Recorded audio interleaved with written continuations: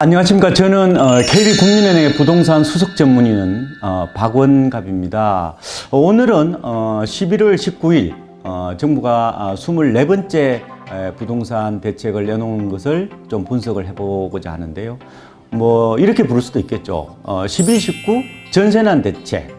그러니까 이번 대책이 어떤 의미를 띠고 있는지 여러 견해가 있는데 특정 견해를 배제하고 좀 더 균형적으로 중심 잡기 측면에서 좀 알아보도록 하겠습니다. 이번 대책을 한마디로 표현하면은 한시적인 비상대책이다 이렇게 말할 수 있을 것 같아요.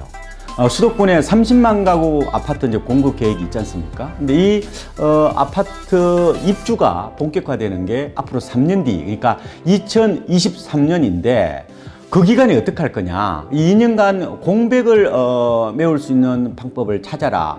그래서 뭐 다세대 다가구라든지 뭐 빈상가 그리고 호텔, 비어있는 공공임대주택을 활용하자 이런 어떤 취지를 담고 있는데, 그리고 또 하나는 지금 임대차 시장을 아마 둘러보시면은 월세는 비교적 여유가 있어요. 그런데 모자라는 게 이제 전세지 않습니까? 그래서 공공이 나서서 전세를 직접 공급을 하겠다. 말하자면은 공공이 전세 시장에 직접 개입하는 어떤 신호탄이라고도 해석을 해볼 수가 있을 것 같습니다.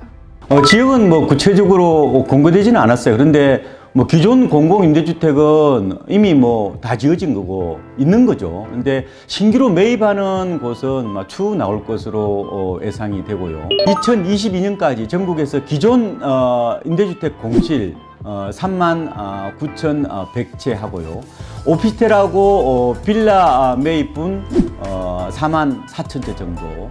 상가나 오피스텔, 호텔 리모델링을 해서 공급하는 분이 13,000채 정도. 그리고 공공 전세 임대가 18,000채. 그래서 총 11만 4,100채 정도가 되는데, 물량 중에서 이제 아파트는 비어 있는 이제 임대주택 빼고는 대부분이 비아파트가 주류를 이룬다 이렇게 보시면 될 것 같습니다.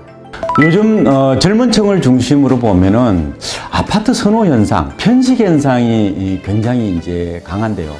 어떻게 보면 아파트 신드롬이라고 해도 과언이 아닌데, 이 소득이 이제 3만 달러가 넘어서면서 주거 어떤 공간에 대한 기대치가 많이 올라간 것은 맞습니다.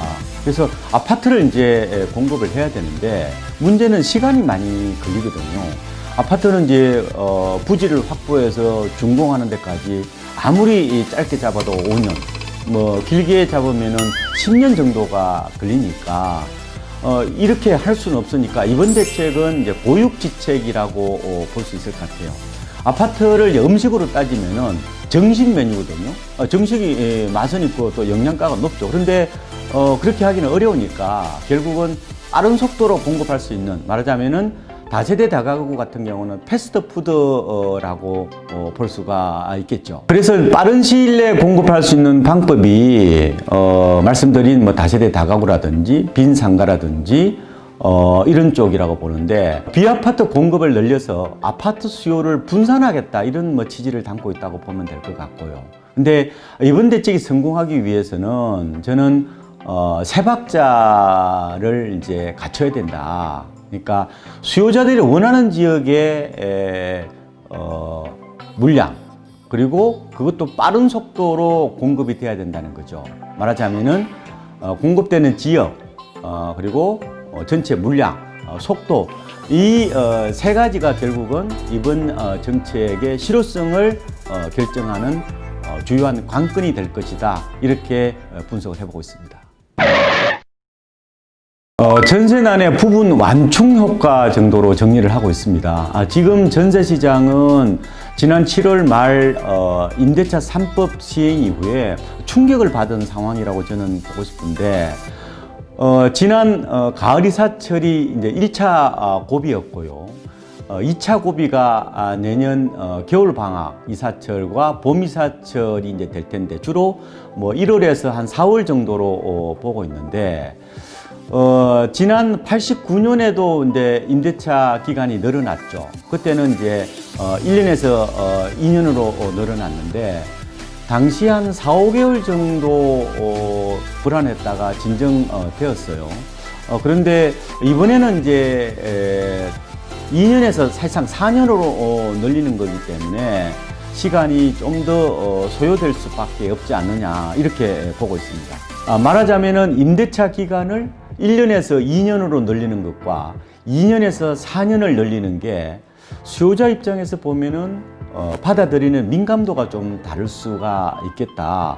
뭐 기존 세입자들은 뭐 재계약을 통해서 어떻게 보면 혜택을 누렸지만 결국 신규 세입자들이 전세 매물이 이제 없다 보니까 그리고 가격도 많이 오르다 보니까 어려움을 이제 겪고 있는 것 같고요. 그래서 정부 생각도 내년 상반기까지 집중적으로 공급을 하겠다. 이것은 지금 어떤 시장의 흐름을 보고 판단한 게 아닌가 이런 생각이 들고요. 그리고 뭐 공공 임대주택 같은 경우는 당장 뭐 12월부터 입주자 모집 공고를 하잖아요. 그래서 종합해 보면은 전세시장 불안은 좀 더 이어질 것 같다. 다만 이제 이번 대책이 그 불안 기간을 다소 줄이는 어떤 그런 효과가 있지 않을까 기대를 해보고 있습니다. 물량이 많지는 않아서요. 뭐 부분적인 효과 정도로 보고 있는데 호텔에 대해서 여러 논란이 많습니다. 그런데 모든 이제 경제 현상이 그렇듯이 장단점이 있는 거잖아요. 근데 장점으로 보면은 이 상업시설을 주거용도로 바꾸면은 기존 주택에 비해서는 주택이 순수하게 늘어나는 효과, 말하자면 순정 효과가 좀 크다고 볼 수가 있겠죠. 호텔은 도심에 위치해 있어서 뭐 대중교통 여건이 좋고 뭐 주차 여건 같은 경우는 다세대 다가구보다는 좀 낫지만 아주 좋지는 않습니다. 그런데 세입자 명도 문제에 따른 어떤 지연 이런 것들을 좀 해소할 수 있는 측면이 있어요. 지금 상가 임대차 보호법이 시행이 되면서 상가 건물이라든지 오피스는 세입자 보호를 10년 해줘야 되기 때문에 이 명도가 거의 어렵다고 보면 되죠. 근데 호텔은 주로 뭐 소유자가 직접 경영을 하거나 위탁 경영을 하는 구조거든요. 그러니까 세입자가 없어요. 그래서 주거 용도로 리모델링을 할 경우에 비교적 빠른 속도로 주택을 공급할 수 있는 장점은 있다. 단점은 뭐 자녀가 있는 분들, 뭐 3, 4인용 주택의 어떤 정주 공간으로 활용하기에는 한계가 있을 것 같아요. 주로 1, 2인용 요새 많이 늘어나는데 이런 싱글 세대나 맞벌이 부부들에게 맞는 일종의 이제 오피스텔 같은 효과 정도로 보고 있거든요. 그러니까 이걸 아파트로 보면 안 돼요. 준주택 정도로 생각하시면 될 것 같고 지난번에 이제 종로 뭐 호텔을 청년주택으로 이제 바꿨는데 좀 불만이 좀 많았던 것 같아요. 바닥 난방이 안 된다, 너무 어둡다, 평면이 좋지 않다, 뭐 관리비가 비싸다, 여러 그런 얘기들이 많았는데 이번에 이제 공급을 할 때는 주거 편의성을 더 높여야 될 것 같고요. 그리고 주거 비용도 좀 낮춰야 되는데 뭐 다만 이제 다행스러운 것은 이번에 공급하는 것은 월세는 아니에요. 그러니까 전세 중심으로 이제 공급을 하기 때문에 어느 정도 수요청은 좀 있을 것이다. 그렇지만 분명한 것은 이걸 아파트로 생각하면 안 된다. 그냥 준주택 형태의 오피스텔 정도로 보시면 되겠다. 이걸 좀 한 번 더 강조해 드리겠습니다. 보도를 통해서 들으셨겠지만 20일부터 부산 해운대 수영 동래 연제 남구 그리고 대구 수성구 김포 일부 지역에 대해서 총 7곳이죠. 조정 대상 지역으로 이제 지정이 됐는데요. 부산은 지난번에 지정됐다가 이번에 다시 이제 재지정된 개념이고, 대구 수성구는 이미 투기 과열지구로 지정이 돼 있죠. 근데 이번에 조정 대상 지역으로 추가 지정되었다 이렇게 보시면 될 것 같습니다. 근데 수요자 입장에서 좀 조심하셔야 될 거는요. 투기 과열지구보다 오히려 조정 대상 지역이 더 강력하다 이런 얘기가 있거든요. 수요자들이 아무래도 양도세에 민감한데 다주택자 양도세 중과 적용은 바로 조정 대상 지역에서 결정되기 때문인데요. 그리고 조정 대상 지역의 뭐 규제가 10가지 이상 된다고 봐요. 근데 일단 지정이 되면은 집을 사게 되면은 금액에 관계없이 자금 조달 계획서를 내야 되는데 이 자금 조달 계획서라는 게 그냥 종이 한 장에 볼펜으로 이렇게 내용을 적는 그런 개념이 아니라 근거 자료를 전부 제출해야 되기 때문에 굉장히 부담스러울 수밖에 없습니다. 그리고 1주택자 갈아타기도 조심을 하셔야 되는데 대출을 받으면요. 기존 집을 산 뒤에 6개월 안에 전입을 해야 되고 또 기존 주택도 6개월 안에 처분을 해야 됩니다. 그래서 실수요자들이라도 단단히 조심을 해야 될 것 같고 정부가 지금 시장이 불안하면은 다른 지역에 대해서도 추가 지정 여부를 검토하겠다 얘기를 했어요. 그래서 최근에 이제 집값이 많이 오른 지역이 울산이라든지 창원, 천안 이런 데서는 수요자들이 좀 더 조심하게 접근을 해야 될 것으로 생각이 됩니다. 부동산 가격에 미치는 변수들은 여러 가지가 있지만 단기적으로 보면요. 정부 정책이 70~80%까지 차지하는 경우가 많습니다.